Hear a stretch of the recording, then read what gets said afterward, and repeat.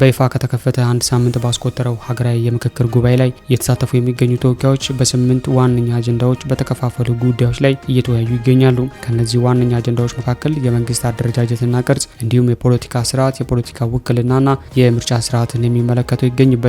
በዚህ አጀንዳ ስር በንዑስ አጀንዳነት ከተያዙ የውይይት ጉዳዮች ውስጥ የብሔሮች ብሔረሰቦችና ህዝቦች መብትን የያዘው የኢፌዴሪ ህገ መንግስት አንቀጽ 39 አንዱ ነው። በዚህ አንቀጽ መጀመሪያ ረድፍ የተቀመጠው ድንጋጌ ማንኛውም የኢትዮጵያ ብሔር ብሔረሰብና ህዝብ የራሱን እድል በራሱ የመወሰን እስከ መገንጠል ያለው መብት በማናቸውም መልኩ ላይ ገደብ የተጠበቀ ነው ይላል። ይህ በየጊዜው ክርክር የሚነሳበት ድንጋጌ በሀገራዊ ምክክር ጉባኤ ላይ እየተወያዩ በሚገኙ ተሳታፊዎች ዘንድም አለመግባባት ከፈጠሩ ጉዳዮች አንዱ ሆኗል። በዚህ ጉዳይ ላይ ከተወያዩ ንዑስ ቡድኖች ውስጥ የአንዱ አባል የሆኑት የቁጫ ህዝብ ዲሞክራሲያዊ ፓርቲ ተወካይ አቶ ባንዲራ በላቸው አንቀጽ 39 የመብቶች ጥግ መሆኑን በምክክሩ ወቅት መንጸባረቁን ለኢትዮጵያ ኢንሳይደር ገልጿል። አንቀጽ 39 ይነሳ የሚሉ አሉ፣ አይነሳ የሚሉም እንዳሉ ጠቅሷል። ይህ የዜጎች መብት የመብቶች ሁሉ ዋስትና ነው። ኢትዮጵያንና ብሔረሰቦችን የቋንቋ የማንነት ጥያቄዎችን መንግስታት ስልጣን ይዘው የህዝብ ጥያቄ በማይፈቱበት ጊዜ ህዝቡ በመንግስት ላይ ጫና እንዲያሳድር ያስችላል። ይህ አንቀጽ ደግሞ የጭቆና ዋስትና ነው ብለዋል። ነገር ግን ደግሞ እስካሁን መግባባት ላይ መድረስ አልተቻለም ሲሉ የፓርቲው ተወካይ ለኢትዮጵያ ኢንሳይደር ተናግሯል። የትግራይ ዲሞክራሲያዊ ፓርቲን በመወከል በሀገራዊ ምክክር ጉባኤ ላይ በመሳተፍ ላይ የሚገኙት የፓርቲው ዋና ጸሐፊ አቶ ሙሉ ብርሃን ኃይሌ በህዝቦች መካከል ልዩነት እየፈጠሩ ያሉ አንቀጾች ላይ ውይይት መደረጉ በበጎ ጎን የሚታይ መሆኑን ለኢትዮጵያ ኢንሳይደር ተናግሯል። እርሳቸው በሚገኙበት ንዑስ ቡድን የአንቀጽ 39 ጉዳይ መነሳቱን የጠቆሙት አቶ ሙሉ ብርሃን በዚህ ላይ እርሳቸው ያላቸው አቋም አንቀጽ 39 መቀየር አለበት የሚል መሆኑን አስረድተዋል። በንዑስ ቡድናቸው አንቀጹ ሙሉ ለሙሉ ይነሳ የሚል ሀሳብ ተቀባይነት ባገኝም መገንጠል የሚለው ቃል መውጣት አለበት የሚል ስምምነት ላይ መድረስ መቻሉን ገልጸዋል። ከዚህ በተጨማሪም የፖለቲካ ድርጅት በዘር መደራጀት መቆም አለበት የሚል ስምምነት ላይ ደርሰናል ሲሉ ነው የሚያክሉት። በመንግስት አስተዳደር አጀንዳ ላይ በንዑስ አጀንዳነት የቀረበው ሌላው ጉዳይ የመሪዎች የስልጣን ዘመን መገደብን የሚመለከት ነው። የፌዴራልና የክልል መንግስት መሪዎች የስልጣን ዘመን በጊዜ መገደብ አለበት ወይስ መገደብ የለበትም በሚለው ላይ ውይይት መደረጉን የቁጫ ህዝቦች ዲሞክራሲያዊ ፓርቲው አቶ ባንዲራ ተናግረዋል። እርሳቸው በሚገኙበት ንዑስ ቡድን የአንድ መሪ የስልጣን ዘመን ከ2 ዘመን በላይ እንዳይበልጥ በሚል ከስምምነት ላይ መደረሱን አስረድተዋል። መሪው እምነቱን ባጣና በሚያጠፋበት ወቅትም የስልጣን ዘመኑ ባይጠናቀቅም ከኃላፊነቱ ሊወገድበት የሚችልበት አሰራርና በህግ ሊጠየቅበት የሚችልበት ስርዓት እንዲዘረጋ ምክረ ሀሳብ ማቅረባቸውንም ተወካዩ አክለዋል። የሀገው ብሔራዊ ሸንጎ ፕሬዝዳንት አቶ አላምረው ይርዳው በንዑስ ቡድናቸው የመንግስት ስልጣን ዘመን መገደብ አለበት የሚል ሀሳብ መቅረቡን ለኢትዮጵያ ኢንሳይደር ተናግረዋል። ገዢው ብልጽግና ፓርቲ ለሀገራዊ ምክክሩ ካቀረባቸው አጀንዳዎች መካከል የስልጣን ዘመን ጉዳይ አንዱ መሆኑን አስታውቆም ነበር። ጠቅላይ ሚኒስትር አብይ አህመድ ከ2 ሳምንት በፊትም በፓርላማ በነበራቸው የጥያቄና መልስ ቆይታ ላይ በፕሬዝዳንትነት የሚመሩት ፓርቲ በስልጣን ላይ ያለ መንግስት ለ2 የስልጣን ዘመን ብቻ እንዲቆይ የሚል አጀንዳ ለሀገራዊ ምክክር ጉባኤ ማቅረቡን አረጋግጠዋል። አብይ ፓርቲያችን ያቀረበውን አጀንዳ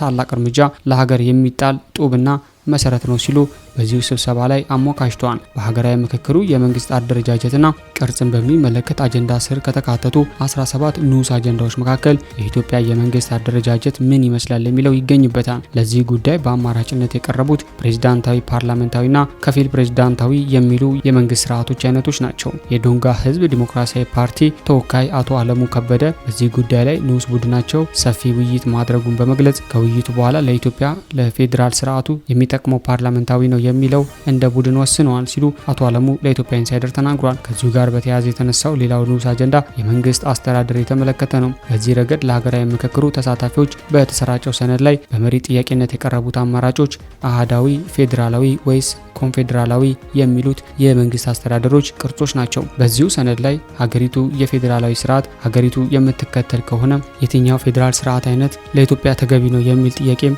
ለውይይት ቀርቧል። አሁን ያለውን የፌዴራል ስርዓት ምንም ማሻሻያ ሳይደረግበት እናስቀጥል ወይንስ አሁን ያለው የፌዴራል ስርዓት ድክመቶች ተገምግመው ማሻሻያ ይደረግበት የሚሉ ተከታይ ጥያቄዎችንም በሰነዱ ላይ ተካተዋል። ሀገሪቱ የተለየ ስርዓት ሞዴል ትከተሉ የሚለውም ሌላው በአማራጭነት የቀረበ ጥያቄ ነው። በእርሳቸው ንዑስ ቡድን በእነዚህ ጉዳዮች ላይ ሰፊ የሆነ ክርክርና ውይይት መደረጉን አቶ አለሙ ገልጿል። ከውይይቱ በኋላ ቡድናቸው የፌዴራል ስርዓቱ መከተል እንዳለበት መስማማት ላይ እንደደረሰም አመልክቷል። እንደ ሀገር ፌዴራላዊ ስርዓትን መከተል አለብን። ፌዴራላዊ ስርዓቱ ከዚህ በፊት ያለውን አንዳንድ ድክመቶቹን አሻሽሎ የመንግስት ስርዓት አመችነትን፣ ቋንቋን መሰረት ያደረጉ የህዝብን ፍላጎት መሰረት ያደረጉ መስፈርቶችን ተከትሎ በውስጡ ያለውን ደካማ ጎን ካስተካከለ ለኢትዮጵያ ይጠቅማል በሚል ውይይት አድርገናል ብለዋል። የሸንጎ አቶ አላምረው በበኩላቸው በእርሳቸው ንዑስ ቡድን በነበረ ውይይት ላይ በሁሉም ጉዳዮች መስማማት ላይ አለመደረሱንና አንዳንድ ጉዳዮች ላይ ልዩነት መኖሩን ተናግሯል። የፌዴራል ስርዓትን በተመለከተ በንዑስ ቡድናቸው የነበረው ውይይት ሲገልጹም አሁን ሰዓት ባለው ሁኔታ የብሔር ፌዴራሊዝምን ማስቀረት አይችልም፣ ሌላም ችግር ነው የሚያመጣው። ነገር ግን ደግሞ አንድ ክልል በአንድ ብሔር ስም መጠራት የለበትም፣ በወል ስም ነው መጠራት ያለበትም፣ በወል ስም መጠራት የለበትም የሚል ሀሳብ ቀርቧል ሲሉ አስረድተዋል። የትግራይ ዲሞክራሲያዊ ፓርቲ ዋና ጸሐፊ አቶ ሙሉ ብርሃን በበኩላቸው በመንግስት አስተዳደር ቅርጽ ላይ በእርሳቸው ንዑስ በተደረገው ውይይት ላይ አህዳዊ በሚል ሀሳብ ላይ ልዩነት መፈጠሩንና የተሳሳተ ግንዛቤ መኖሩን ገልጸዋል። አህዳዊ የሚለው መጨፍለቅና ጨቋኝ ተደርጎ ተወስዷል። ይህ ስህተት ነው የሚሉት የፓርቲው ተወካይ በዚህ ላይ በሌሎች መሪ ጥያቄዎች ላይ ውይይት መደረጉን በበጎ መልኩ ጠቅሰዋል። በዚህ መልኩ በንዑስ ቡድኖች የሚቀርቡ ሀሳቦች የመጨረሻ ውሳኔዎች አይደሉም። ንዑስ ቡድኖች በውይይታቸው ላይ የደረሱባቸውን የስምምነትና የልዩነት ሀሳቦች በ5 ቦታ ለተከፈሉትና በውስጣቸው 50 አባላት ለሚይዙ ቡድኖችም ያቀርባሉ። እነዚህ ቡድኖች የተወያዩባቸውን የተለያዩ ንዑስ አጀንዳዎች ደግሞ 250 አባላት ላሉት ተመካካሪዎች ማቅረብ ይጠበቅባቸዋል። በዚህ መልኩ የተሰበሰቡት አጀንዳዎች እያንዳንዳቸው 500 አባላት ለያዙ 8 ቡድኖች ለውሳኔ ይቀርባል። 8ቱ ቡድኖችም የደረሱበትን ውሳኔ ለቀሪ 3500 ተመካካሪዎች በማቅረብ ውሳኔ ይሰጥበታል።